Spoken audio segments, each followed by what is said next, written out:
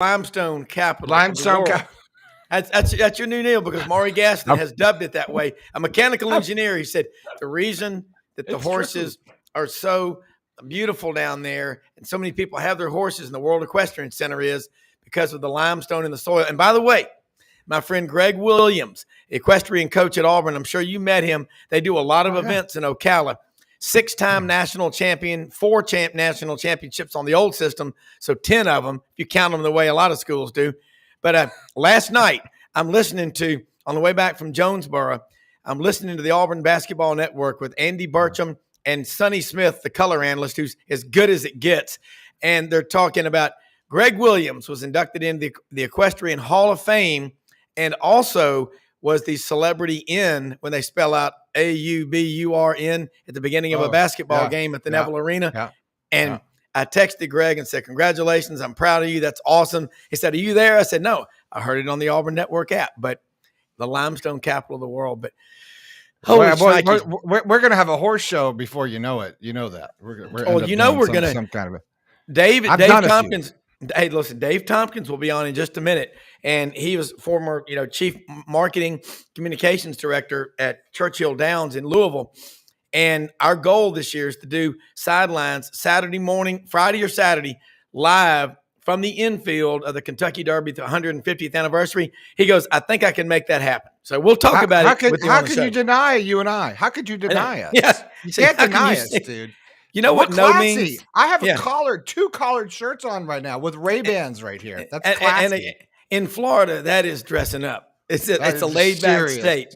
I'm freezing. Yeah, it's a laid-back state. I just want to tell Rob, if you don't mind, everybody click that subscribe button. It's down there on the bottom right-hand side. If you're watching on your computer and if you're on your phone, just slide that chat room back real quick. You'll hit the subscribe button. You will get this content live and updated to your phone when we are live, which is Monday through Saturday. And we will be back with all these really awesome guests and more Rob Browne right after this.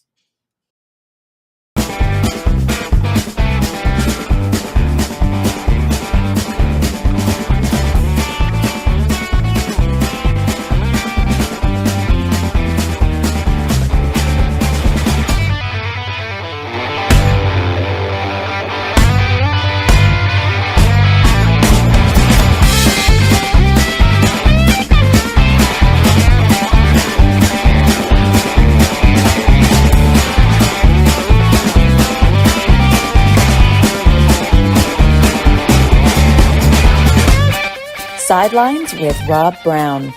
Talk sporty to me.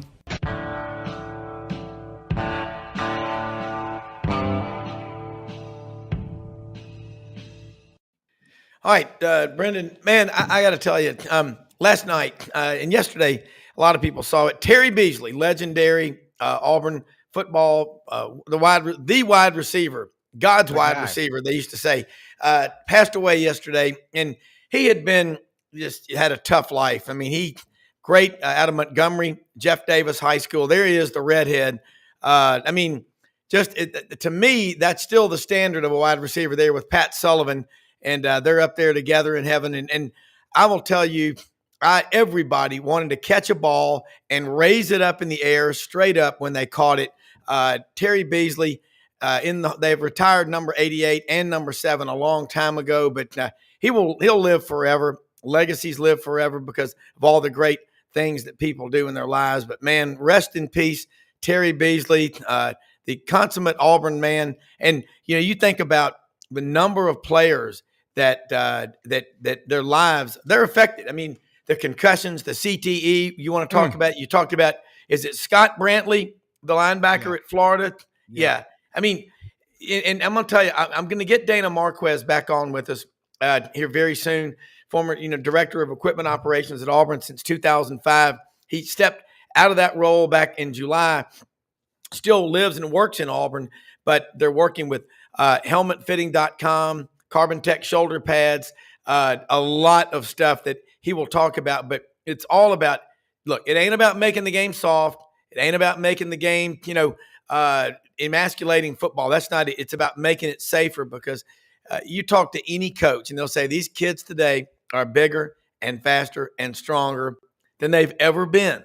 Okay. So we want to keep this game going. It's going to be, important that we do it right. But Terry Beasley, right up there, is to me the greatest wide receiver I've ever seen, the fastest one out of Lee or Jeff Davis High School. I know I'm going to be corrected on this in a minute from Montgomery. But you know what? When we talk about CTE and player safety with like Kevin Skarbinski, coachsafely.org in Birmingham, it's as serious as it gets. And I'll say this, absolutely, when coachsafely.org asks you to get involved, do it. Please do it for the future of everyone who plays football. And Dana was out in California. Brenden, I told you this about 2 months ago, appealing to the state legislature in Sacramento. That the state legislature, there was a group that was trying to ban youth football. And that would have affected 3.9 million players in the PRC, okay, the People's Republic of California. And it didn't happen. They voted to let them continue to play football. Football and sports, for lack of a better term, Eddie Robinson famously said it, teaches you the lessons of life. And that's what we love about it. Sure does. And it looks like we got Dave Tompkins have just rolled in here. You ready for him, Rob? I'll push the magic button. Dave, of course. Which one does it, Rob? I'll just try this one. Oh, there he is. Hey! Sorry for my tardiness. Yeah, hey. Great. You're fired. Yeah. we were. I'm having a little bit of this Bailey's Irish cream with my coffee here. Hey, top of the morning to you. Champions on a Thursday morning. Yeah, the Pirate Convention. Listen, Dave, we were just talking about Terry Beasley passed away yesterday. And you and I are the same age. And you see over my right shoulder or my left shoulder, if you're looking, when I grew up, and last night, I don't know if I sent it to you last night. It was Gary Sanders and John Forney reliving Iron Bowls. I don't know if you saw that. I thought I sent it to you. If I didn't, I have not downloaded it, and shame on me. I did get it, but I'm as soon as the show's over, I'm going to. Trust me, I get a lot of stuff, and I'm the same way. But you think about the connection between these players, Auburn, Florida, Alabama, you name them. I was told that on Friday, the weekend, I believe it was November 29th of 2019 on Friday, Johnny Musso went over and spent the afternoon with Pat Sullivan 2 days before he passed away. And people need to know stuff like that about, we're rivals. We want to beat each other. But I've got so many great friends that are fans of all these different schools. And honestly, probably more of them that are Alabama fans than any other school. What does that tell you? I mean, I want to beat them, but I'm maybe it's the way I was raised. But as my dad said back in the mid-'70s, he was doing a lot of work at the University of Alabama architecture. He goes, they're paying for school. They're paying for this trip to the beach. It's just, you got to learn that it's all about relationships. But that golden era, number 7 and 88, who didn't want to raise their hand in the air when they caught that ball? Terry Beasley. And my friend Wesley Duncan, who watches the show every day, I love this guy he's from Opelika, lives in Fort Lauderdale. He said his first time he got to go to an away game, 1971, his dad and his uncle took him up to Athens for that legendary Auburn win. And he said, I don't know how we made it home because they went crazy. But that's what got us all started on college football. And think about Brenden, the people that you've grown up around at Florida and all the different schools. You know what the bottom line is? All these schools, without each other, we really ain't got a conference. I mean, we're just like everybody else. And that's a cool part. Well, I was born in 63 in Birmingham, and we moved to Kansas City in 66 and lived there until 73. Yeah. So my first memories, of course, were the Kansas City Chiefs. So I'm super excited about the Super Bowl because, I lived in San Francisco, 49ers, Chiefs. But in terms of college football, it was the Big Eight. And it was, Brenden, Boulder and Colorado, Nebraska, Oklahoma, et cetera. But one time in the Kansas City Star, the newspaper in Kansas City, they had a photo of Terry Beasley doing that in Pat Sullivan's Heisman Trophy winning year of 1971. Yep. And that was my basically my debut to SEC football. And I didn't watch 17-16 on TV. I listened to it on the radio. And by then I was a rabid Alabama fan because my dad was, and somehow he found a radio station covering the game, and we listened to it, and it broke my heart. But yeah, Terry Beasley was my introduction to SEC football. Yeah, and you think about it, Brenden, what Dave just said. You get to your dad, and he's still doing it, covering all these people, coaches in these games. I mean, if they hadn't have told the stories the way they did, wouldn't you agree, Dave? We wouldn't be talking about it like we are today. Absolutely. I know it's really, we talk about the greatest generation, and, that goes back to World War II and all that.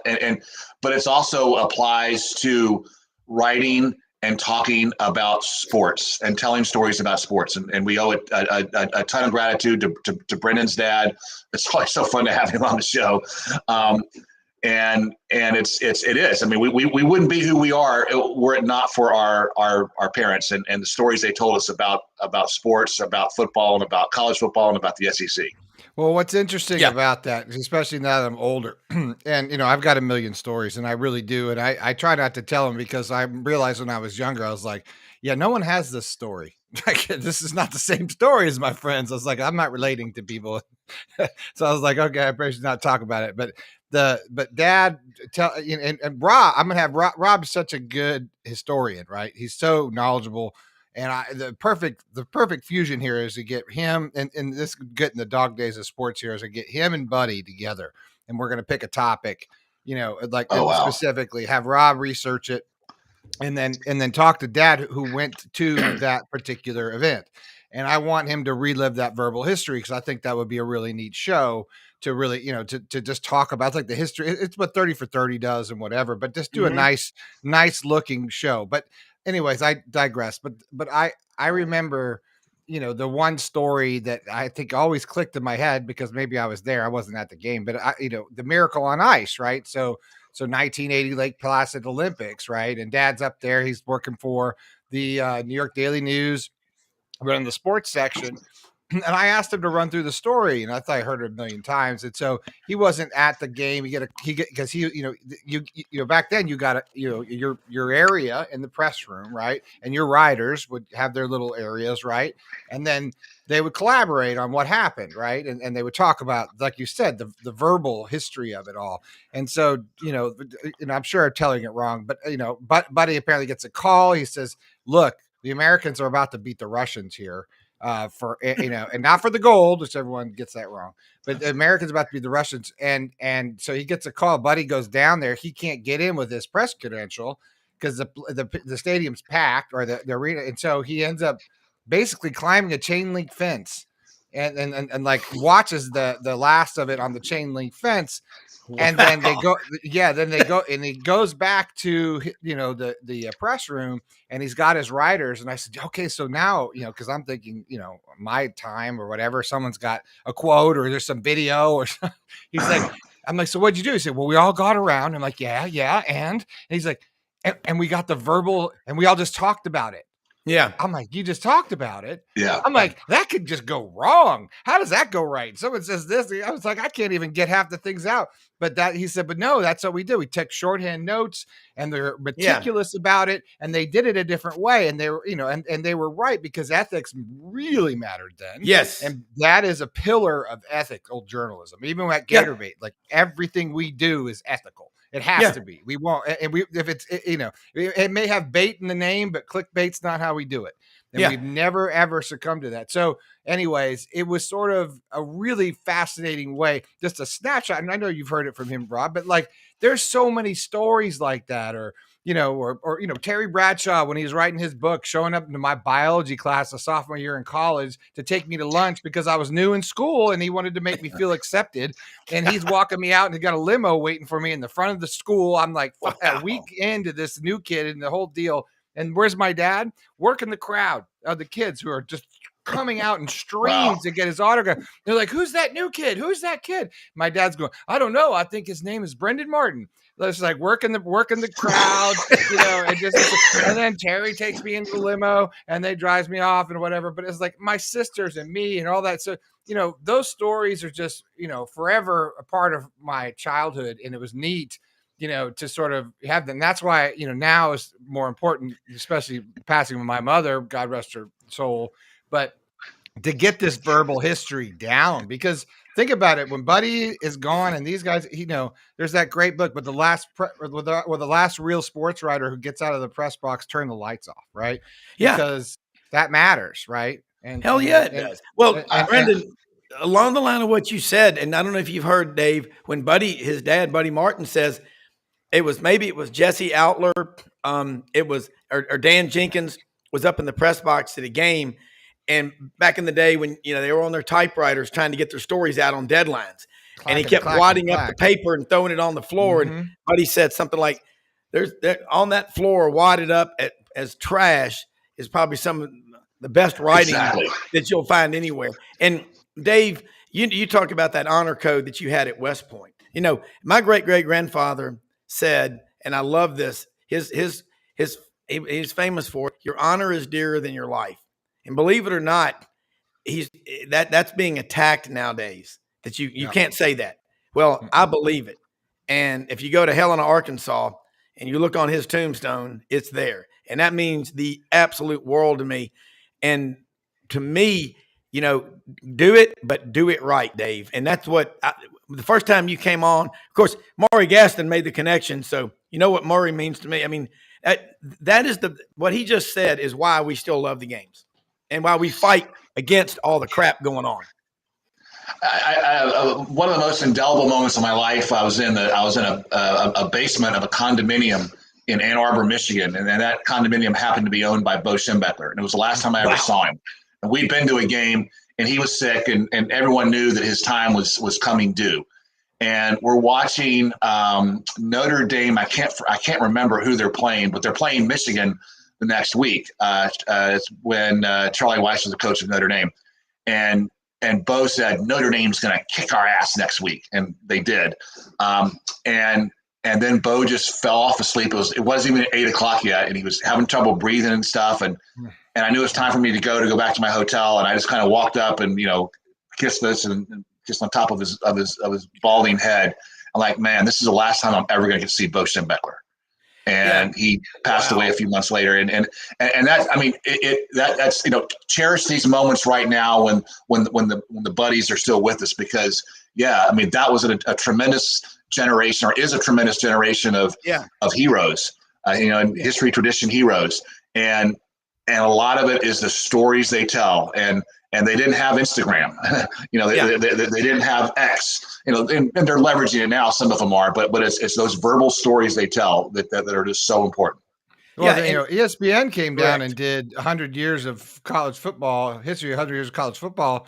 And they rolled in here and they interviewed Dad a couple of times for what he knew about it. And Rob, you talk about it better than I do, but the whole story. Well, he actually almost had a 30 for 30. We had a treatment for it and everything, which was the SEC Skyriders, which was the media days back then. And they got on like a twin prop and, all had to get drunk because they thought they were going to die, but the whole thing is that they would write ahead of their stories and they'd call them in, right? The stories on the airport.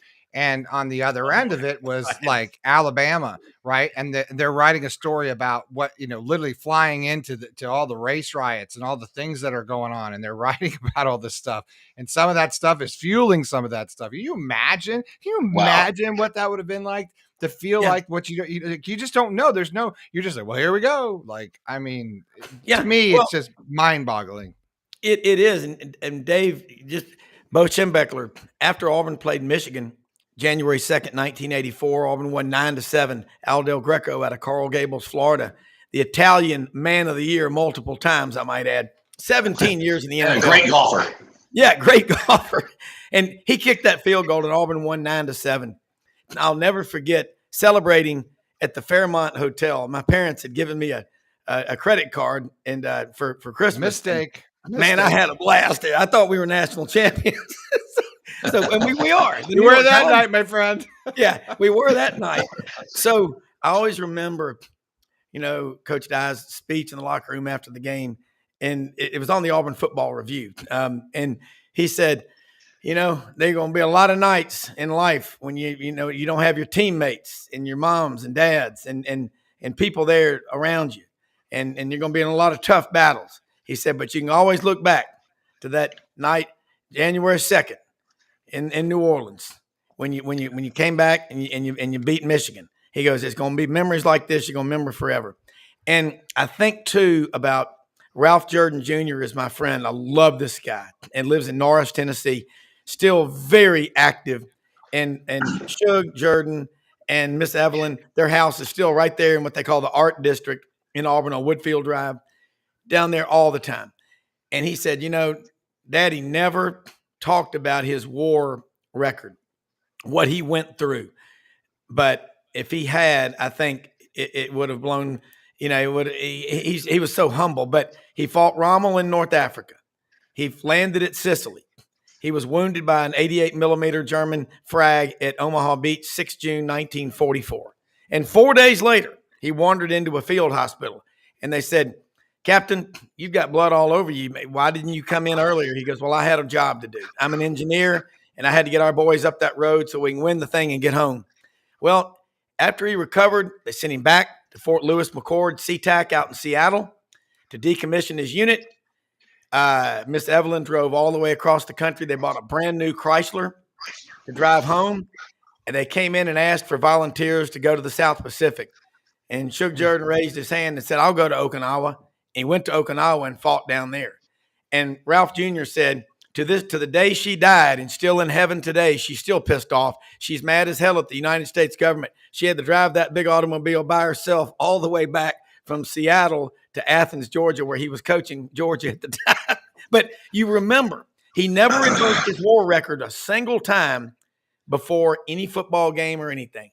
That generation of people, they are for Dave, you're part of it. Because my great-great-grandfather went to West Point, was a graduate, was roommates with Jefferson Davis. That is hallowed ground. But the people that we're talking about, these sports writers, when I get Tony Barnhart on here, I get Scott Rabelais, they always wear a coat and tie to the games. You know why? Out of respect for Furman Bishop. I think that's a big deal. That's fantastic, and our beloved friend Maury Gaston continues that tradition, always wearing a coat and tie to the game in his Sigma Nu pen. Well, everyone talks about Iwo Jima. I always loved that about Auburn. By the way, growing up, I don't want to digress, but that was always something I was like, man, I love that. Yeah. Everyone talks about Iwo Jima, and they should, but Okinawa was the last stand. That was the island that came after Iwo Jima, and the Japanese knew that if we won there, it was game over because we could launch our atomic bomb and end the war. Years later, Bo, reflecting on that game, he said, David, if Pat Dye had run the I formation instead of that stupid wishbone and gave the ball to Bo Jackson 40 times, they'd have beaten us by 5 touchdowns. Wow. Yeah. I was going through the Coliseum in April of 1984, going to a class, and there was a coaches. Coach Dye would have this coaches convention, high school coaches every spring in Auburn, and it was packed. It was in the Coliseum, and I hear this voice going, you got to man up. You got to knock the hell out of them. You don't give up an inch. And I look, oh, God, that's Bo Schembechler. And I was 20 minutes late for my next class. I was just listening to that guy going, wow. That guy was a badass. Here's a classic one. I'm freshman year in college, and I wasn't very good in school. So I went to a junior college in Steamboat Springs called Colorado Mountain College, or what we called it, See Me Ski. And I over the years, Dad had been going to a celebrity golf tournament up there with Vern Lundquist. It was the Walker Lundquist tournament, and it was like all the who's Bradshaw, all these guys, and they would come and they would get blasted and drive the carts off. I mean, it was a fun time. Like I say that, but they had fun. And back when, Steamboat Springs was still like a 1-horse town, and it was okay, but it was what a great city, great town. Anyway, point was, I remember meeting all these guys. And so I ended up there in my freshman year because I would, go out there and caddy with Dad, but just man, I did nothing. And then where I got my home now listen to this, where I got my home cooked meal fix when I was at school. You'll never forget where it was. Doak Walker's house. Wow. Doak and Skeeter Walker would feed me. I just walk in this great house. I mean, it wasn't even like a man. It was a humble house. It was awesome. That would just come over. I'd sit down.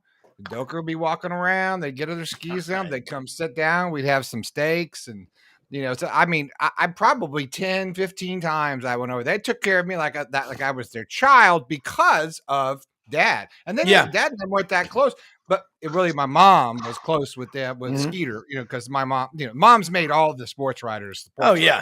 They were the glue. They put up some serious, what, and mom, my mom was the one that would walk up to Kenny Stabler and be like, you're Terry Bradshaw, or you're what's your name, Jake the Snake? I don't know. And like this big 6 foot beautiful blonde, and he'd be like, honey, I don't care.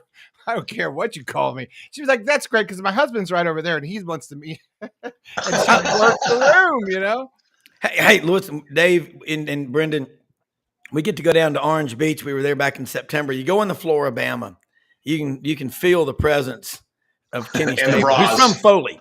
I mean, Dave, and I know Jake Wimberly was supposed to be on with us this morning. I hope he wasn't eaten by a Tyrannosaurus Rex, but that's he's missing in action. Hopefully he'll be back on with us here soon. This has been an unbelievable segment in itself because, Dave, I want you to talk. Go watch this thing with Gary Sanders and John Forney. Oh, I will. And it's those radio guys, because they didn't have the benefit of TV, they had to work so hard to paint the picture. John Forney, this one brought to you by Bromberg's Jewelers, Mountain Brook, Birmingham, Dothan, Montgomery, Florence, Huntsville, Mobile, throughout the great state of Alabama. There goes Stedman Shealy. What if we hadn't have had those guys? One of my favorite memories with Mr. Forney was, oh gosh, it was right before his passing, but he goes, David, I want you to meet me in Hoover, and I'm doing this radio show with this young journalist who went to the University of Tennessee, but he's a big Alabama fan, and he wants to become a thing here in Birmingham. I want you to kind of check him out. Tell me what you think. That person was Paul Feinbaum, and that was so cool, and the first time, Paul is a very distinct looking man. Yeah. And, so you meet him for the first time, you're like, whoa, okay, in the years. And then he starts talking. He's like, wow, this guy's got something to say. Wow. And at that point, nobody knew who he was. It was before his show and everything. He was just a kind of a beat writer. And boy, you look back and, it feels like yesterday, but gosh, that was, 35 years ago, and it just, time flies, and we just gotta, that's what I love about this show. And sometimes it's a blessing when a guest doesn't show up, or, the Tyrannosaurus Rex, because, us savants just get to talk about this stuff. And I think this is what it's all about. Yeah, it is. And because it's changing so much. And, and especially when we see these guys, again, we just want to reset because we've got some Auburn folks that we shared in their groups, but we're talking about, the passing of Terry Beasley, number 88, and all like him.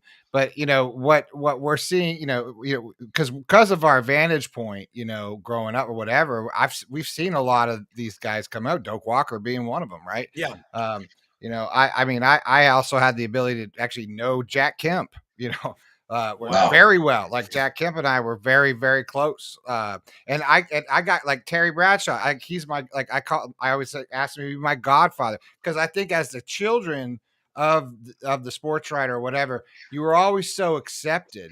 Yeah. And it was like you were accepted one of them. Like I knew Dad took me everywhere, to the games when it was a home game or whatever. And we'd go to the Nuggets game, and I got a picture of sitting on Doug Moe's desk, just sitting there. Like it wasn't a Doug Moe. thing, Yeah, and like all these guys, getting a gig caddying at Castle Pines Golf Club. And, Shanahan's my regular because of dad, or Elway's my regular because of dad. Or like I saw, Spurrier and Neuheisel battle it out in the rain. Like neither one wanted to quit because they were going heads up, Yeah.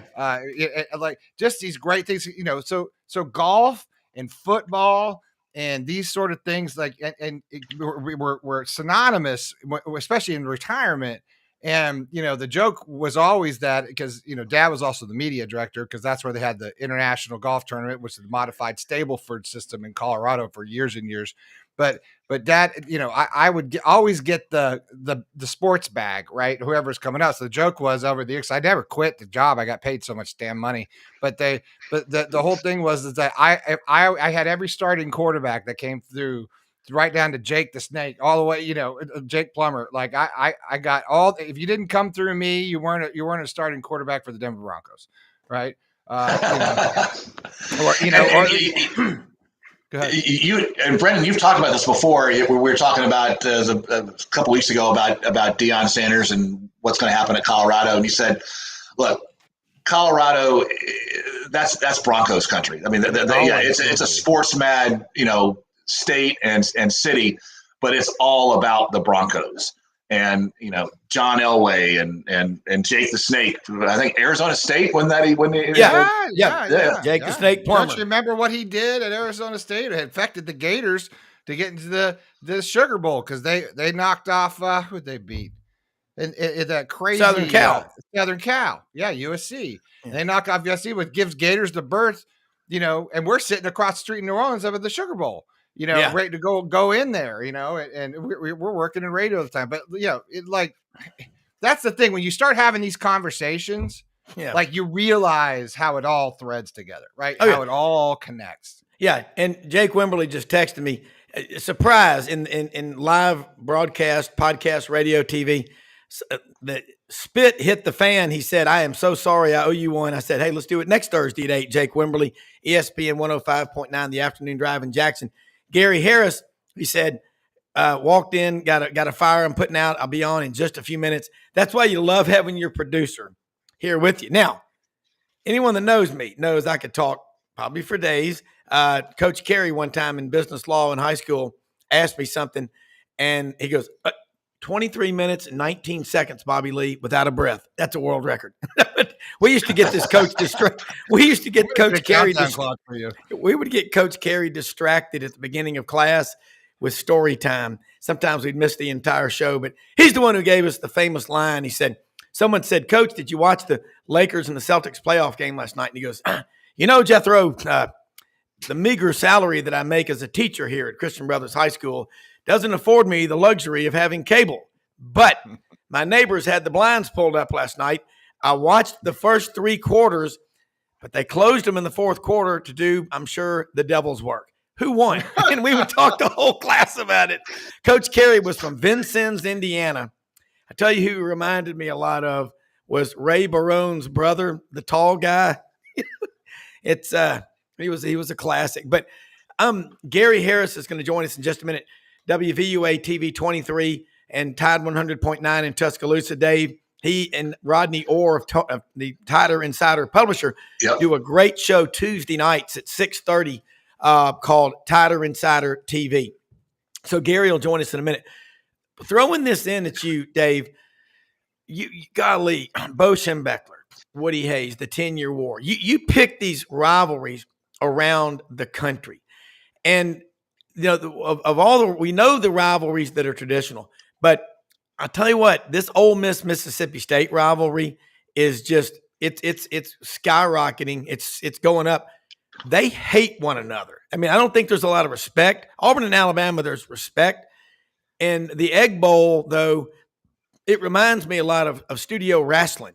I mean, there are fights before the game, and by the way, how lucky were we to grow up with Jackie Fargo, Plowboy Frazier, all the great ones, Bill Bundy, Jerry Lawler, the interns, Ken Ramey and the interns. Ken Ramey and the interns.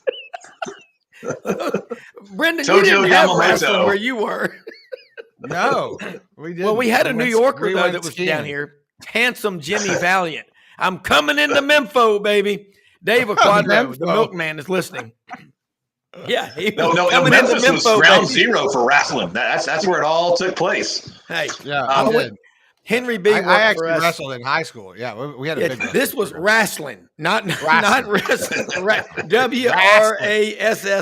It was I got to write that down. It's part of it my was a education. beautiful, pardon my language, it was a beautiful shit show.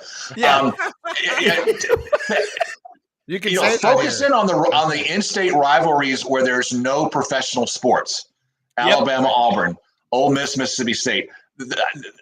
They take the rivalry to a different level of passion and hatred because there's nothing on Sunday. It's just Saturday, and I think that's why those two rivalries are particularly poignant. You know what? That you nailed it. I mean, we know it, but when you say it, I spend a lot of time in Arkansas, and Mississippi, and Tennessee. You live in Memphis, you're really a tri-state resident. That's why they had the old WNBA years ago with Johnny Newman. Remember the Memphis Tams, Tennessee, Arkansas, and Mississippi. And Birmingham and Memphis are 3 hours and 20 minutes apart now with I-22. Very similar cities. But I'm going to tell you something about Birmingham. Per capita, that's the most generous city, I believe, in America. And I'm not saying Memphis isn't, but the Monday morning Birmingham Quarterback Club, and I've got friends that are in there, they raised like $1.6 million for local charities last year. I've been to some of their meetings. Get to be a guest. Absolutely unbelievable. Every city ought to have an organization like Monday Morning Birmingham Quarterback Club. It's about football, but look what all gets to benefit from people loving football. You got the rivals, but when you put your heads together, it's awesome. Okay, Gary Harris. No, Gary, Dave, you'll love this. Gary is one of those guys that grew up, and was born in Alabama. But Gary, weren't you raised? I was not born in Rob, I got to correct you. You've been saying I was saying Florida. I was born in Miami, Florida. Okay, I lived all over, and then we moved. He was calling me Dudley all day. Well, we moved to Cleveland County when I was in the fourth grade. Okay, I was not born and did not grow up my formative years in Alabama. Okay, so I kept thinking you were born. I know you lived in Miami for a long time. Yeah, I was born in Miami. I lived in Michigan, a lot of places. But yeah, I in fourth grade moved to Cleveland County. So I just want to get that because you've been saying that for a long time. I know. I get, but every time I go through I-20 on the way to Atlanta, Anniston and all like that, where you're from, I think about Claiborne County, Walter Welborn High School. I'm going to tell y'all something, Dave. You haven't been on with Gary before. Dave is a Mountain Brook native, lifelong Alabama fan, West Point graduate, and the beat writers and Gary, Brenden Martin, his dad, Buddy Martin's, a great sports writer, and Brendan's our executive producer now. We were talking about in just the beat writers. When I got to intern at Channel 3 in Memphis, the first day. You were not with Ken Ramey, though. Yeah, no, not the interns. No, wrestling. But the first day, they threw me out there. The very first day as a reporter, Gary, for WRBL News 3 on your side in Columbus, Georgia, the very first night I go out, Rob, your photographer is out sick tonight. You're going to have to do this one by yourself. The first night, I had to put a package together. You know what I did? I put the package together because I didn't have any option. I cannot say it enough times, folks. You can, and Brenden, you talked about this. That's why we're building the Sidelines Sports Network. Hey, Brenden, this man right here and Rodney Orr, Tider and Cider, work harder than a dozen of rented mules. They put out great content. He's got a great show, Tider 100.9. You can fly over at 40,000 feet and say, hey, Alabama, they got a great tradition. You want to know what they're eating for breakfast, what's going on down there? You get a guy like Gary Harris on. So I just wanted to say that to you because you hadn't met Brenden. He's in studio down in Ocala, but thank you always for being on. You got a whole network now since the last time I joined. That's what we're building. Things move fast on Sidelines. That's right. We want you. But the bottom line is what's going on at Alabama. I got a lot of people texting me going, we want to hear what Gary's got to say. Well, yesterday, Kalen DeBoer made his debut as the Alabama head coach at Senior Bowl week, and so obviously that was a lot of media, people there, and he did an interview and made the rounds, and really since he hit the ground here that Friday night, that when he flew into Tuscaloosa and had the introductory press conference on Saturday, he has not stopped. He has not been here very much. I mean, he's been on the road. He's been out recruiting and visiting high school coaches, and it's really been a nonstop trip, for him around the Southeast, and hasn't had, his feet on the ground here in Tuscaloosa very often. But everything that I'm hearing, and from what I can see, and I talked with some high school coaches, I talked with some former players that have met him. He went to the Alabama Coaches Association meeting in Montgomery last week, and I talked to several people there, had a couple of them on my show. It's a positive vibe, I mean, clearly he's just kind of finding his way, and this is a lot different than, any place that he's ever coached, whether it be Washington or Fresno State or Sioux Falls or Indiana or I think it was Northern Illinois, maybe, where he was offensive coordinator, Southern Illinois, one of those schools. So he's also getting acclimated, I think, just to the region and the people. And he said that yesterday at the Senior Bowl, just meeting as many people as he can. But I get a positive vibe. Of course, we know, everything's always good until you lose a game around here. So he didn't have to worry about that for about 8 months. So it's all's well right now with Kalen DeBoer and Alabama in this transition, and I think people are happy with the staff that he's putting together. Yeah, and it's all real good vibe right now. Well, what we said around here, every time we've lost a coach at Florida, and we've gotten used to this whole coaching replacement carousel thing, is that we say, well, we're undefeated right now. We're going to be we're undefeated for 8 months. So feel good about it, guys. It feels good right now. Because then we're going to be crushed. I think the blessing in disguise is the period that was 1983 until 2006. And that was post Coach Bryant, pre Coach Saban, and all that happened. Of course, we had Coach Stallings and the '92 national championship, but we had a lot of fumbles, if you will. And I think we're going to handle the succession a lot better this time than we did back then. Are we going to win 6 more national championships in the next 17 years? Of course not. No one will. But I think we're going to handle the transition very well and the succession very well. And I'm very excited about the Tide's future, even if there's only, 1 or 2 more national championships in my lifetime. Well, if there are, Dave, that'll be 1 or 2 more than most fans experience. Yeah, exactly. And I've talked with Rob about this. Alabama's standard is so high, and I'm talking pre-Saban, that in the time between Bryant and Saban, Alabama still accomplished more than most football programs accomplish. You look at the 10-win seasons. They did win 3 SEC championships, 1 national championship. Once the SEC championship game came into play in 1992, Alabama, of course, Stallings, it seemed like won the division championship almost every year. So there was enough, even in that period. Everybody says, "Oh, Alabama was down. Alabama didn't win." There was enough there in that period that still is more than most programs experience. I mean, winning a national championship is hard.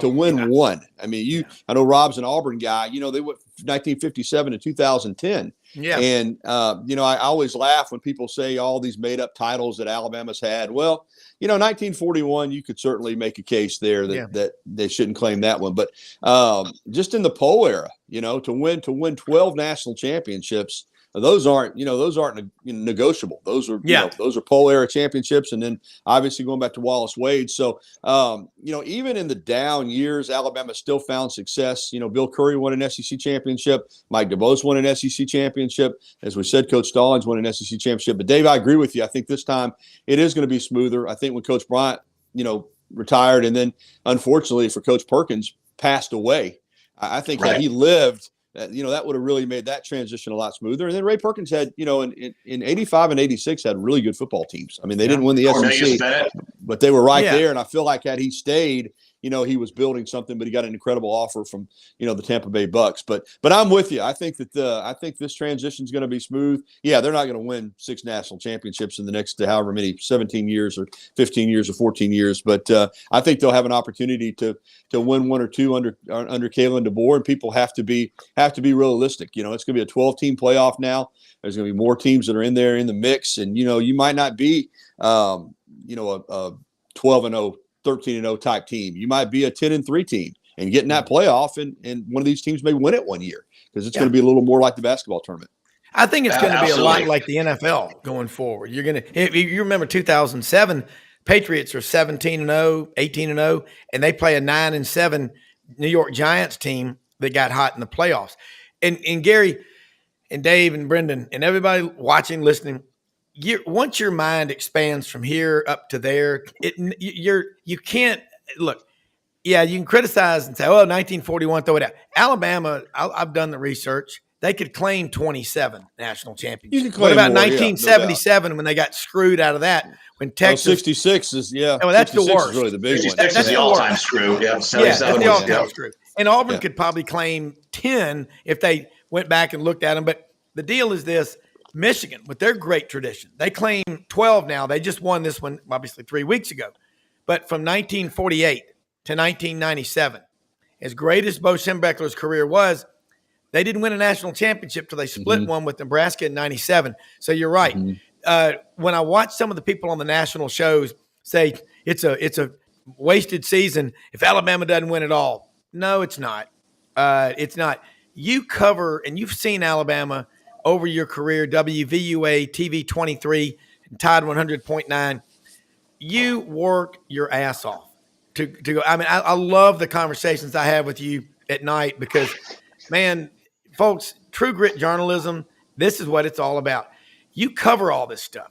And you talked about things like the Mississippi State, Alabama. You go, Mississippi State doesn't beat Alabama a lot, but, that's a neat rivalry. The schools are an hour and 15 minutes apart. That's the part. And then the 8 Mile War. Talk about, and Brenden and Dave, he covers the high school football in a 75-mile radius, all around Tuscaloosa. You get to see That's so hardcore. much. Yeah. If you wrote a book, what would it start with? High school or college? Oh, I don't I'm putting know, you on the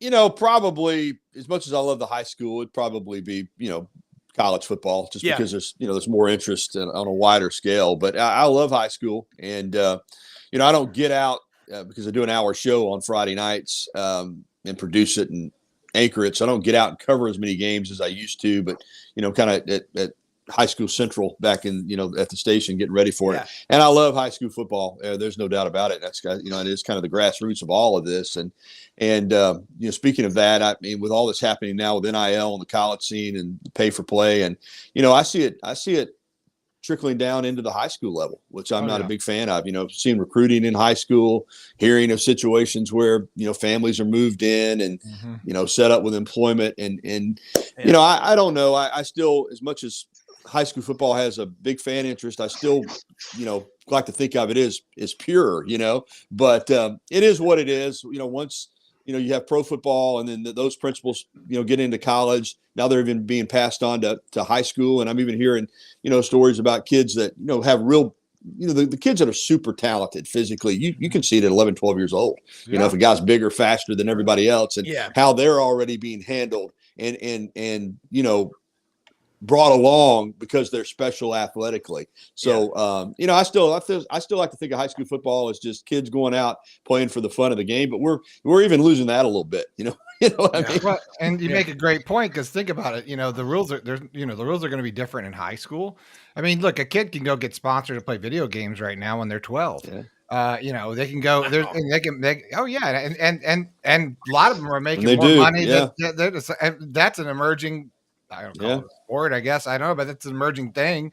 But why can't the kid go out and wear a pair of Nikes? Is the high school going to stop them, or is the junior high going to say something about it? The principal Leonard Skinner.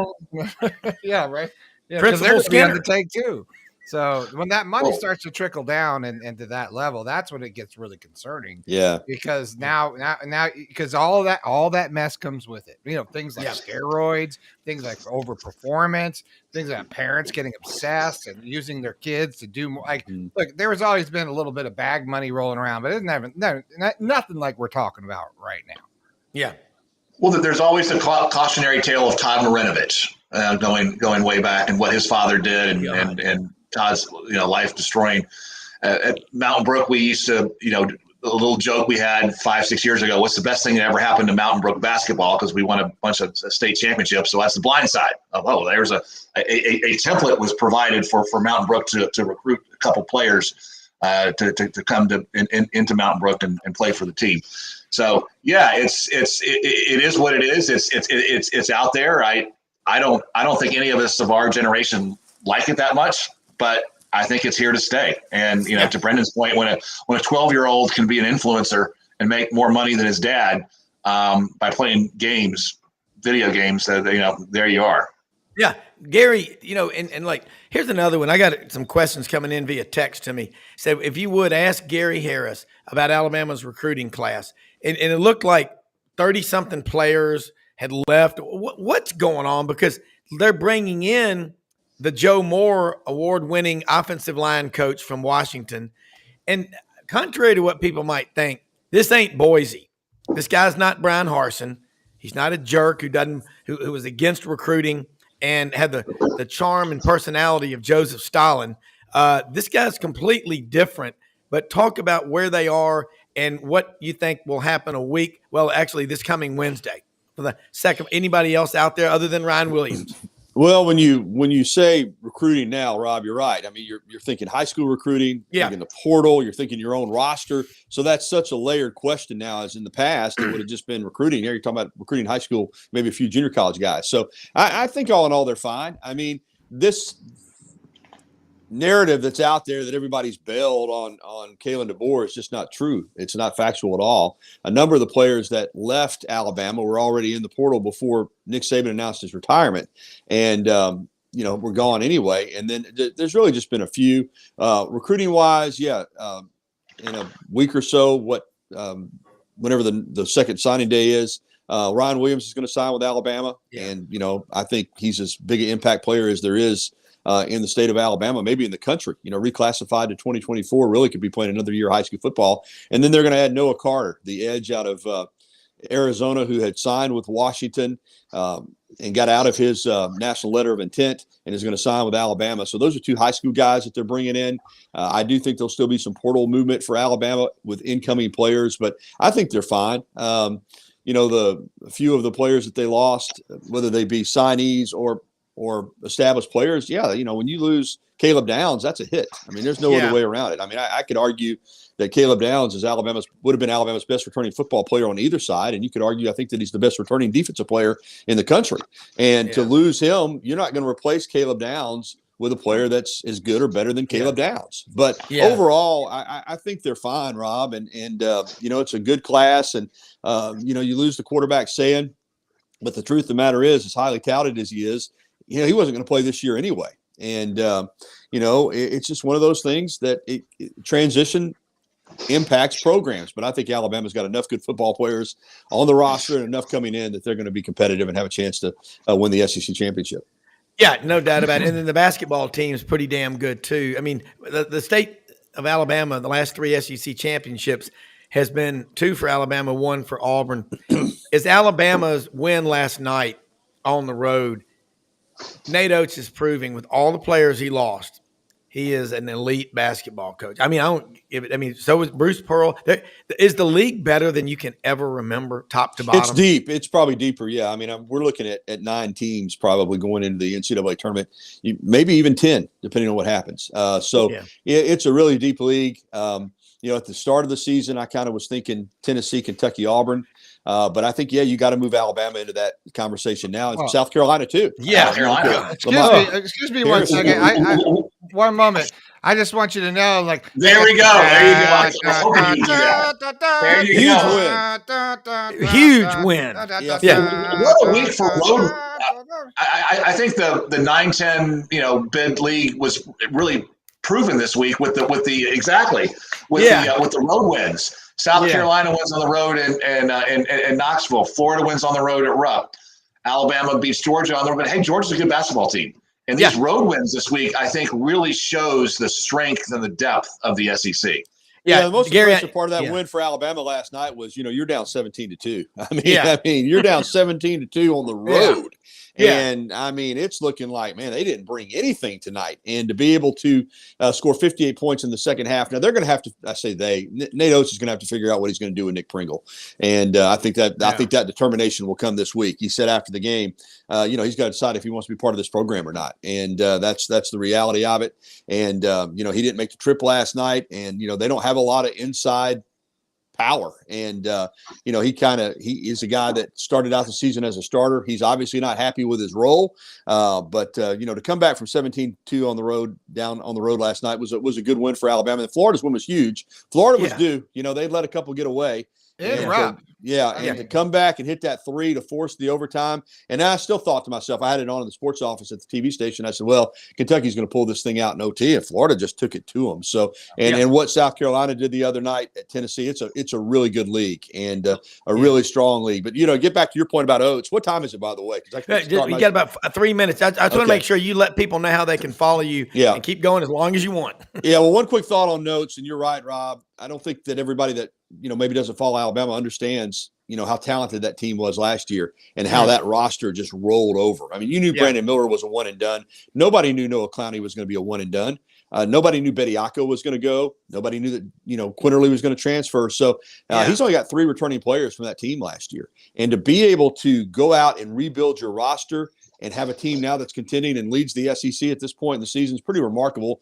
And I do think the guy, as I've told you before, and then I'll close it out, I think, and there's a lot of good coaches in this league, I think Nate Oates is uniquely qualified to coach in the modern era of basketball. He's an analytics guy.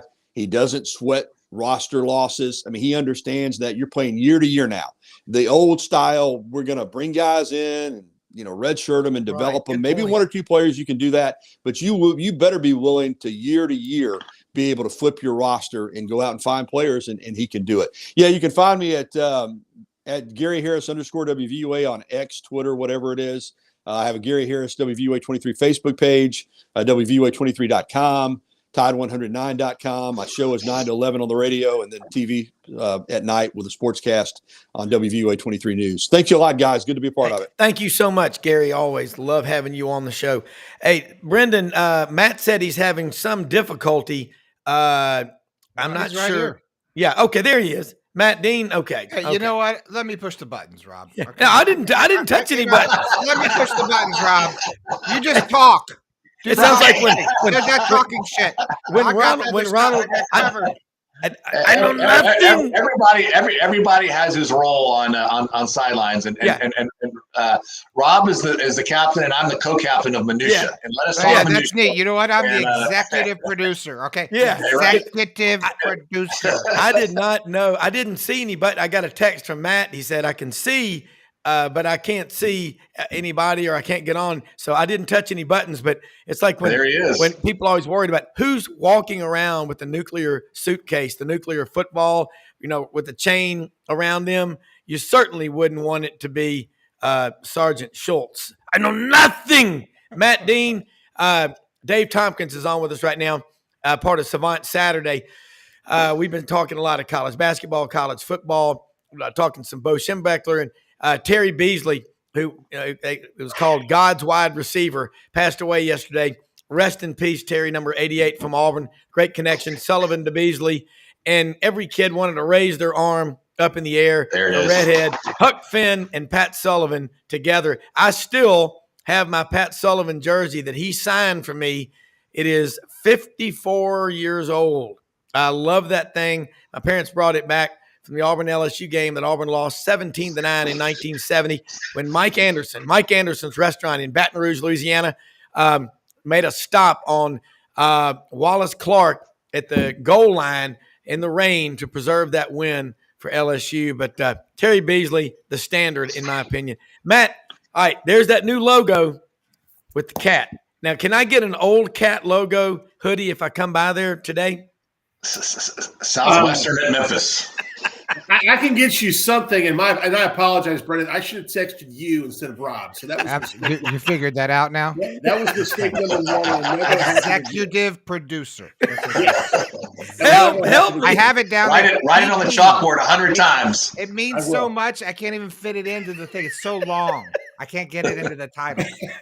You do have a long title. There's no question about it. Yeah. He's like Bob Newhart, the therapist. Rob Browne's handler is what it is. And guys, I saw that on Twitter yesterday. I'm so sorry for the loss. It's a huge loss for his family and Auburn's family. And I learned something today. I didn't know the connection with him and the quarterback Sullivan. Because I'm a little younger, not much younger, but growing up in the Midwest, I didn't start following Auburn football, probably, to be honest, until after the 90s. So that's on me. Well, we're glad we got you. You are from Davenport, Moline, Bettendorf, and Rock Island. Those are the Quad Cities. And you talked about the other day, Chuck Long, runner-up to vote in the 1980s. Wheaton, Illinois, if I'm not mistaken. Or as they say in some places, Illinois. Matt, how about this basketball right now? First off, David Aquadro, one of our viewers every day, listens on the exercise on the at Lifetime Fitness out in Collierville, the milkman. He's the one who provides the milk to all the schools in the Memphis area. Love this guy. Played on the 1977 state championship team with Tom Dorian and Scotty Sneed at Christian Brothers High School. He is a wrestling savant. He's like, and by the way, Jerry Lawler, when are we going to get him on the show? Well, my deer processor out there at Dino's Processing in Memphis, his daughter is married to Jerry Lawler. I'm going to get Jerry Lawler. I'm going to try to get him on this show. The king. And the guy, Jerry Lawler, looks like he's 30 years old. He still could wreak havoc. But, Matt, I want to talk about, first off, Memphis has lost 3 in a row. David put in there, they've hit 5 in a row. They've hit rock bottom. And I said, that's because you don't know your team. I don't know your comments on that. And then the SEC, South Carolina's picked 14th, and they're up there right now, probably playing the second best basketball, maybe the best in the league. Did you say the SEC basketball? Yeah. There he is. Well, that was one of the first things, Brenden, I was going to talk about is a great win for Florida at Rupp Arena last night. I mean, that just solidifies their upward mobility, and you look at the SEC. I was looking at the standings today. Kentucky's got 3 losses now. It's going to be an interesting second half to the season in the SEC. There are many teams that can – I say many. There are probably 5 or 6 teams that could win the SEC tournament. But what a job Lamont Paris has done at South Carolina. Wow. That's to go in to Tennessee after you beat Kentucky by 17. Just a tremendous victory. And Memphis, guys, I think we talked about the last time I was on the show. Something's not clicking. I mean, to lose to a 7-13 Rice team after you started the season out 15-2, you've had a really, really good non-conference schedule where you acquired several quad 1 and quad 2 wins, and now you're 15-6 and lose 4 in a row. Not only have they fallen from the top 10 to out of the top 25, I mean, now you got to say they're probably that 10-11 seeding range if on Selection Sunday. I mean, that's very precarious. If they keep trending downward, it would almost be a historical fall. Twitter X is really interesting because last night I follow a lot of Memphis sports writers, and one of them said it was the worst. He felt like it was the worst loss in program history last night. I don't know if I can, that, but honestly, it's a bad loss. Rice is not any good, guys. They're not very good. They're not. Yeah. The 2 enigmas, in my opinion, have become Memphis and Kentucky, and teams that before conference play look to go deep in the tournament, beating good teams, and now just head scratching losses. I don't think both of them will recover. I think one of them will recover, and I think the one that recovers may well make a run in March. We'll see, just because there's just so much talent on both teams. But yeah, they are enigmas. Well, and I'm going to tell you, Matt is a basketball junkie, a hoop head, as Kevin Skarbinski calls it. And you look at winning on the road, Matt. We talked about this earlier in the week when you were on with us. Damn, it's hard to win on the road. But It is. Kentucky, Coach Calipari got his 400th win a couple of weeks ago. Adolph Rupp won like 857 games. He was there from 1930 to, I think, 1972. He was there before we had television. You talk about a legacy, a shadow that's hard to get out of. That's tough. But what is it, Matt, in SEC basketball this year when South Carolina, Paris, the coach, they're number 14 preseason. They're really playing off the charts. Is that because the portal, you can go from being bad to good quickly and good to bad quickly? Is it the portal, or is it high school recruiting, coaching, a combination of all the above? Well, in basketball, it's pure numbers, guys. Unlike football, when you got to build inside out with your line of scrimmage and then skill, quarterback, whatever. In basketball, a couple pieces and a new head coach and a new system, maybe a new philosophy, you can change things around really quickly. Look what Chris Beard has done. I mean, I think Ole Miss is now 18-3. I know they have 3 losses in the SEC, but it doesn't take that long. I just think we weren't sure. We didn't know too much about Lamont Paris as a coach, right? But if you look at the game the other night, they're not afraid to guard. They held Tennessee to 59 points. Now you say, okay, Tennessee sometimes, except for Dalton Connect, they don't score, but they held Kentucky to 62. So they are guarding at a pretty high level. And, and I've told you this before, Rob, I'm more of a defensive coach, and I look at things like turnover margin.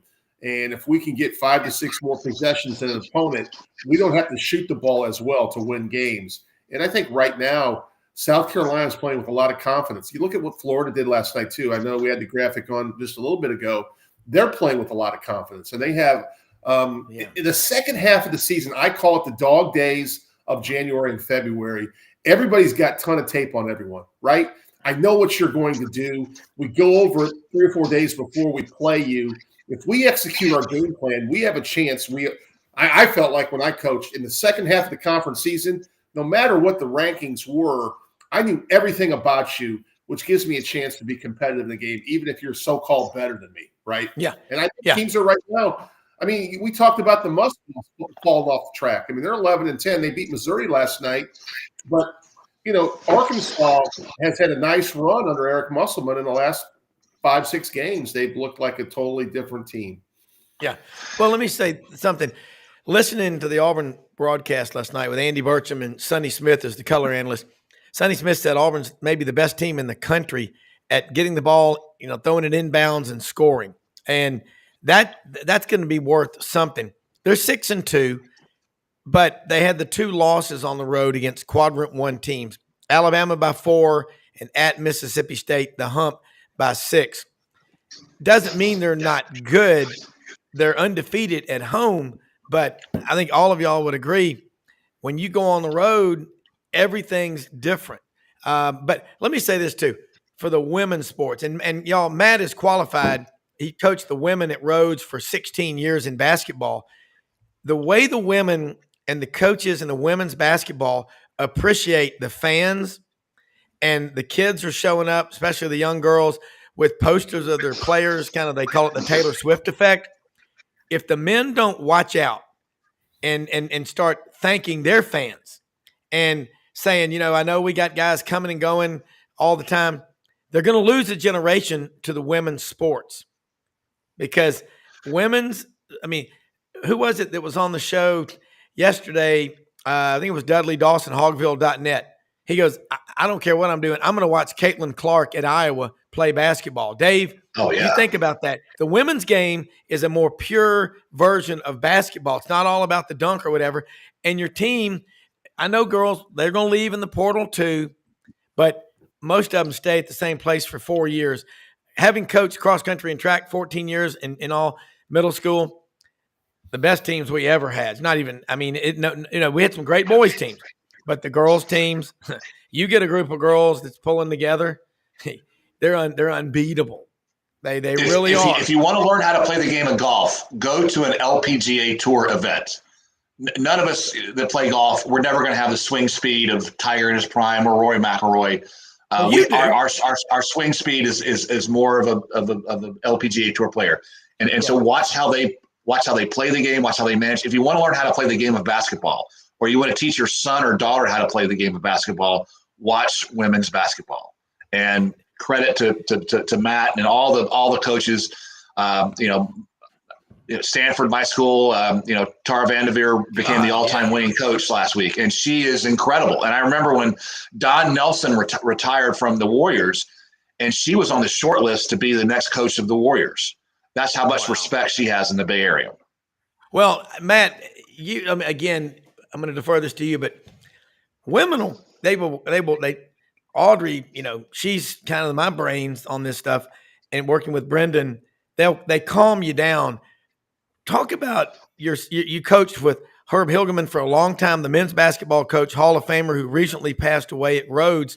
You coached with him for many years with men, and you coached with women. What's the difference in the two? Which group tends to panic more, and which group tends to go, okay, I got you?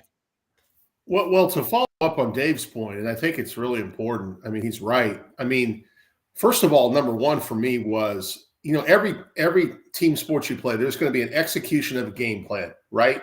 And that starts with preparation in your first 2 weeks of practices, obviously, that leads to individual scouts with certain teams had different tendencies, right?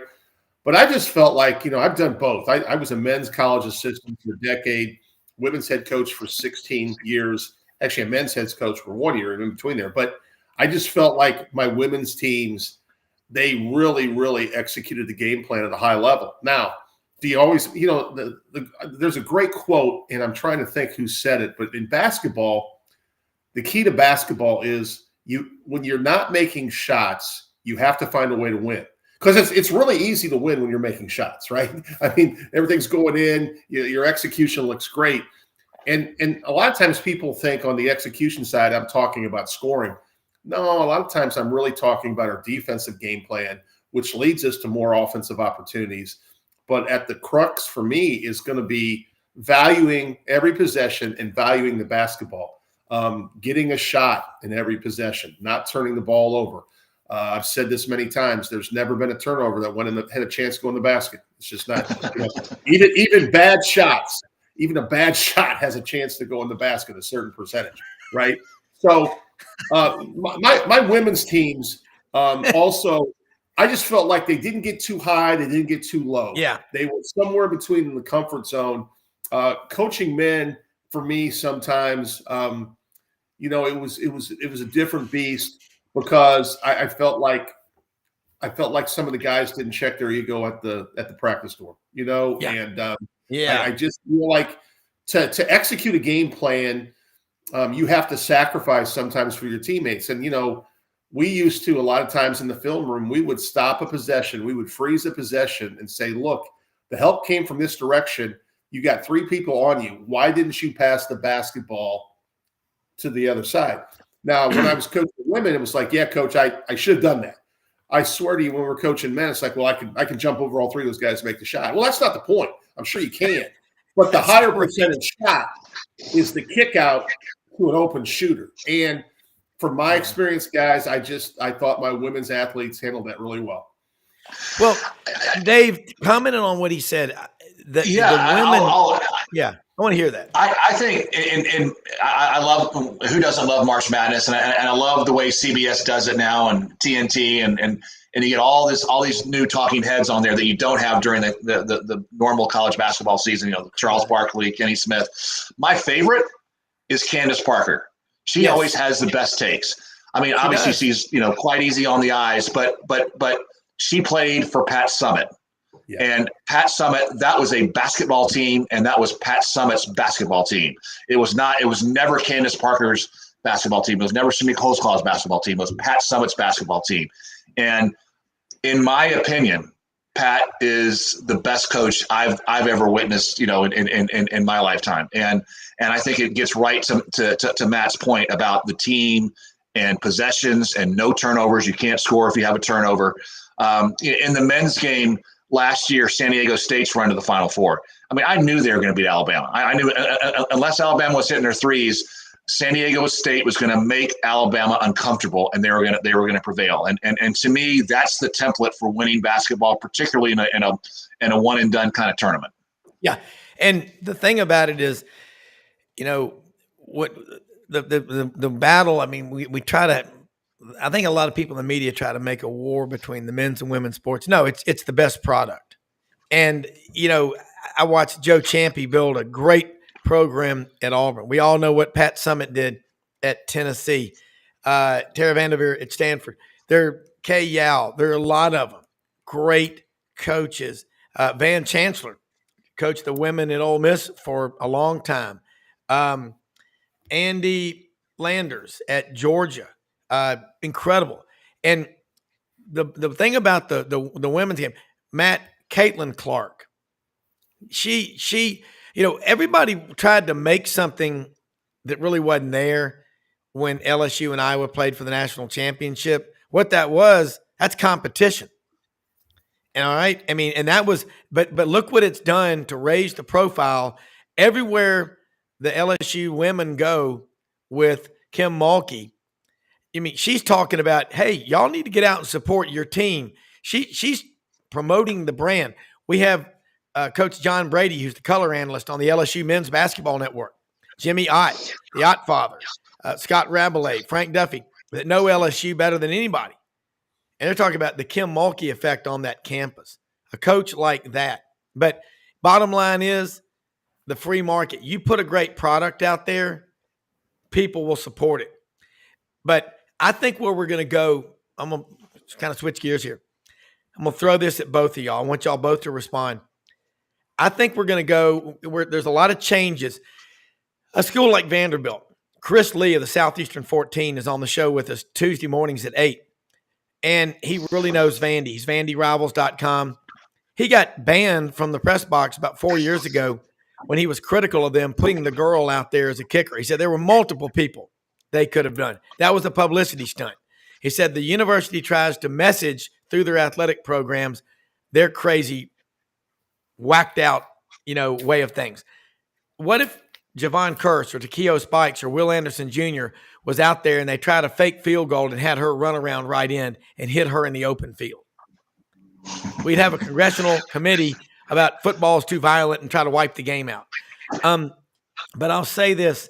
I think you're going to start seeing, gentlemen, in the future, the conferences, the SEC should start doing this, dole out money to schools on the revenue sharing based on the commitment. If you're not committed and trying to win and you think you can just sit there on your ass and collect a check from the conference, no more.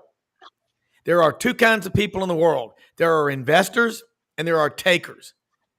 And Vanderbilt, they're just, that's why Tim Corbin moved out of the athletic building at Vanderbilt. He couldn't stand being around that toxic culture. So you're going to start seeing money doled out based on, okay, if you're trying, but if you're not trying as an athletic department, they're going to give you less funding. Do y'all think that'll work? I like the way, and I'm not a huge soccer fan and don't know that much about soccer, but I like the way the Premier League does it over in the UK and the relegation. And if you finish, so in the case of Vanderbilt and football in the SEC, hell, relegate them. Hey, you're out of the conference in football. You go find a conference or you're an independent because you're at the bottom every year. And so, we'd rather have Memphis come play in the, take your slot in SEC football.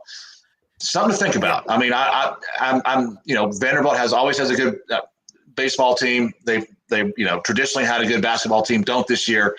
They've with the exception of say Whit Taylor way back when they've sucked at football. So relegate them. Yeah, I agree. And then look, my grandfather and his uncle, they all went to law school there. My cousin Helen, so many of my friends went to Vanderbilt. They're sick of it too. It's this new culture. We were at the Auburn Vanderbilt game November 4th at the Skinner Box, the shrunken version of the stadium there. They're renovating it, Matt. Their homecoming court, they didn't have one. They just announced 10 people, and one of them's major was majoring in finding people as yet undecided. Holy shnikes, what does that mean? There was one science and math major. They'll all work for her. But they're not, this Candace Lee and Jerry Stackhouse, they're winless in the conference. Bryce Drew, when they got rid of Kevin Stallings, it started this. Tim Corbin is the best baseball coach, has the best baseball program in America, Matt. But I'm with what Dave Tompkins says. It's about money and efficiency, but more than anything, it's about accountability. I want to give you guys an interesting stat from my home state of Iowa. So I was talking to my best buddy up there last night, and we're struggling with Iowa men's basketball, even though, Fran's a really good offensive-minded coach. And, yeah. But long story short, we were talking about the Caitlin Clark effect. So do you realize you could have bought 4 season tickets? This is before the year started at Iowa, women's basketball, for $400. You got games now where you could turn those around and like double your investment, like in one game.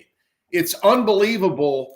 And I guess my point is the Southeastern Conference historically, except for maybe the UConn run with Gino, has had tremendous women's basketball in the league, and they still do. I think it's a marketing thing, guys. And when you got a good thing, you got to take advantage of it. In Iowa, I don't know if you've seen some of this effect, but there are so many young girls between 8 and 12 that are showing up even at Iowa road games because they can't get into home games now.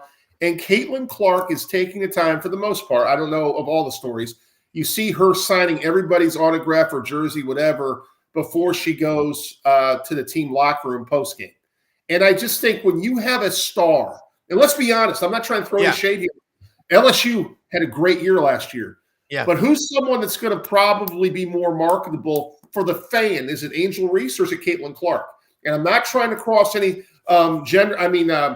race lines here. It's just that no. Iowa basketball is so hungry for a winner that they've bought in completely to Caitlin Clark. And one last thing, and this is kind of off the topic here. And I'm going to jump in and build on that because I love this. So Iowa last year, I don't know if you remember the national semifinals, they upset South Carolina. I didn't think they could beat South Carolina.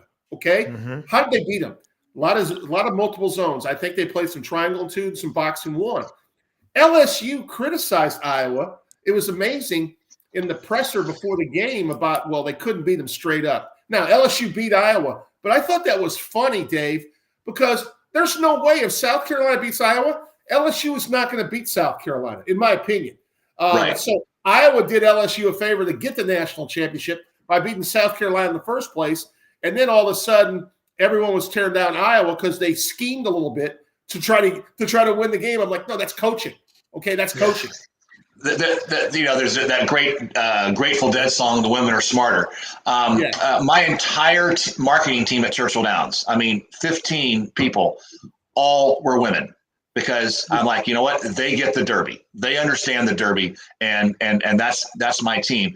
I think the brilliance of Iowa is, most people that market women's sports are men. If you go across the country, and they in basketball, they throw up their hands. Well, we can never replicate a LeBron or a Michael Jordan. You know what you can replicate? You can replicate Steph Curry, and that's we're not talking racial lines here, because that's what Caitlin Clark is. She is Steph Curry, and you create a female Steph Curry, and you can market the bejesus out of that asset. And kudos to Iowa for what they're doing with women's basketball. And I'm so glad to hear about packed arenas and people, showing up at road games and stuff, because she is, it's like watching Steph Curry. I love watching her on YouTube. Well, and you know what, while right now the women coaches and the athletes are much more accessible too. I'd love to talk Caitlin Clark. I'd love to talk to Johnny Harris, who's building the women's program down at Auburn. Look, I'm not a black, white, male, female guy. I'm free market. Send me the best people. I don't give a damn who they are, but don't tell me to hire somebody because of who they are. The best. I'm colorblind, and I'm blind. All I want is the best. And if you do it that way, let the free market work. There's an old saying in the stock market: don't fight the tape. And everybody can't be right at the same time. Now, Dave, we're looking forward. And Brenden, this is it. the 150th anniversary of the Kentucky Derby. We just got a couple of minutes before we got to go. I wanted to charge in on that and be like, look, I want to Dave, do the show from the infield, Dave. Please. It's not much. I know it's a small thing to ask for. Okay. I would like just a couple mint juleps or 4 or 5 for Rob and maybe some Irish coffee. Get us like, a table, out there, some internet access and a good view would be great. We'd just like to do the show from right in the infield. That shouldn't be a problem, right? It's cheap. All right. Working on it. If you get us on the railing and like a puddle of mud, like I'll be happy about that. Okay. Yeah. I've never been to the Derby. That's the one thing I've done everything else. I've never been to the Derby. All right. Well, this Saturday I'm going to lay out the prep race schedule. So we got a tremendous March and April of Derby prep races. So I'll lay that out this Saturday. And you know what? And hey, I used this, Dave, along the line of what you're saying, and Brenden and Matt. You want to have a great anything. It's a year-round, ordeal. I don't think they just decided last week, hey, at Augusta, let's get that grass cut out there on them greens. It's a year-round deal. I'll say this, Brenden, William Halliday, our intern on Fridays, he's a sophomore writing for the Auburn Plainsman, said, how can I get in the Buddy Martin intern program? He really wants to come down there this summer and intern with you, your dad, be part of the program. He is he's been on, I believe, with your dad. William. Come on down, young whippersnapper. Okay. We got plenty for you to do. Well, boys, I say, you sure you want to sign up for it's not just the Buddy Martin internship program. It's the Buddy and Brenden internship program. Yeah. And let me tell you, if you're an intern, executive producer, you are now a writer and you're going to be working your arse off. I'll tell you that right now. So, but we're that's happy what to he have wants. We'll figure it out. I'm just kidding. Yeah, absolutely. I'm going to get him to contact you after the show today. But Matt, this discussion with Matt and Brenden and Dave, of course, Gary Harris, and all of our guests, unbelievable about basketball. I think people, and Matt, Dave, you just said it. Hey, if all your people are women, men, who cares? Just send me the best. Let the free market work it out. What Churchill Downs does for a couple of days, the whole year is a buildup to it, but it's a global event. And that's what's so cool. And Brenden, Dave, our Masters guy is our good friend Lauren Smith, part of the Georgia football broadcast since 1972 with Larry Munson through 2008 when Larry retired. Unbelievable. 64 straight Masters he's been to. He's written multiple books on the Masters. Done that. Yeah, Buddy. Yeah. Oh, your dad telling stories about 38 or 40. Yeah, in a row. Yeah. Your dad being up in the clubhouse with those guys. It's unbelievable. But look, we're about out of time. Most often we see the face of Christ in the least among us. Folks, we live in the greatest country in the history of the world. And by the way, Dave, I was at Cracker Barrel Tuesday night. Saw a gentleman and his wife come in with 7th Cavalry, 1st of the 7th Cavalry from Fort Hood. And I just went over to him and I said, hey, thank you for your service to our country. And I said, were you in Vietnam? He goes, yes, sir. And I said, what year? He said, 1965. And I said, so he was in the Idrang Valley with Colonel Hal Moore. And you've seen that movie, We Were Soldiers. Such a humble man. And I just said, my brother-in-law, I believe, has done 7 combat tours in the Marine Corps. And I said, there's nothing like you.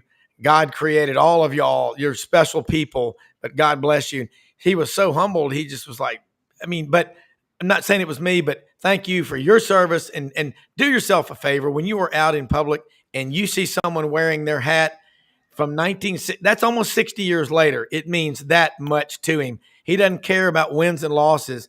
He was part of something, a brotherhood.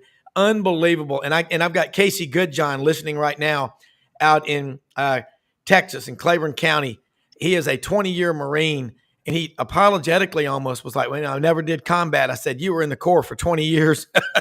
You never knew when you were going. He was a recruiter. He did it all. But, man, we were the most blessed people in the world. People go out and help others. George Strait's right. You can't take it with you. We're blessed to have the best sponsors, the best listeners. and the best executive producer on the planet Ever. But, thank y'all. Hashtag the blessing. Ever. Yeah, my new thing is I'm hashtag the blessing. That's Yeah. like my DJ name. Hey Matt, can you go to lunch today, Matt? I've got to leave for Memphis. Got to be in there at 11:30. Can I meet you over at Rhodes College? I'll buy you lunch today. Yeah, we can get that done. There's no. I'll be there at about 11:45. Is that cool? Rob, could you handle your personal schedule off the air? That would be great. Well, yeah, Okay, and talk Quad Cities and talk Fred Garvin, male prostitute. That's right. Mrs. Potter. Yeah. We will do it. We'll see y'all tomorrow. See you guys. Thanks for coming on. Take care. Thank you.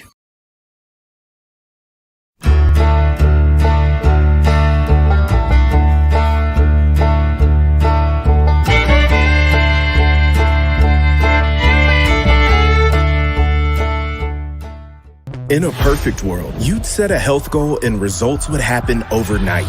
In this world, the real world, it takes time, dedication, and the right support to achieve your best self. The Vitamin Shop's health enthusiasts are here to make sure you're not wasting a single moment on the wrong supplements. From the highest quality sports nutrition and superfoods to the most sought after trends, you'll find a huge variety of science-backed solutions for every goal. And the people to help guide you along the path to greatness.